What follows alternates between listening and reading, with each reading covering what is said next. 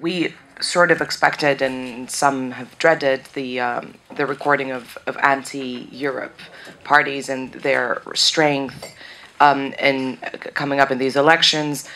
Some people might say that they wouldn't like to have any of these voices. Obviously, voters disagree, and so there will be these voices in Parliament. That's pretty clear. I think that 92 seats for such parties is not necessarily as many as some might have feared or thought.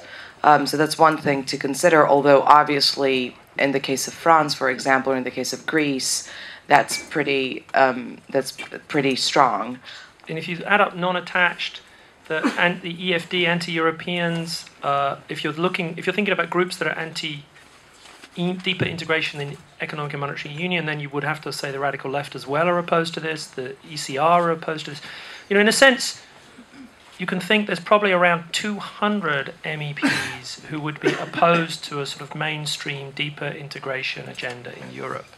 That's up, so that's around 29% of the European Parliament, up from around 20% in the current Parliament. So that's the big swing. So it's not just these radical populist right. It's generally not just forces that are Eurosceptic. It's sort of anti-federalist forces, if you like. I think one ought to bear in mind that many of these organizations are opportunistic. They're going to wait it out until they can merge with a bigger organization or attach themselves to one or the other group, as Simon's been saying. There's a reason why establishment parties are establishment parties. They have longevity, they have deep mechanisms, and professional politics isn't a joke. It's very expensive, and it takes a lot of stamina. And none of these groups so far have proven that they have that.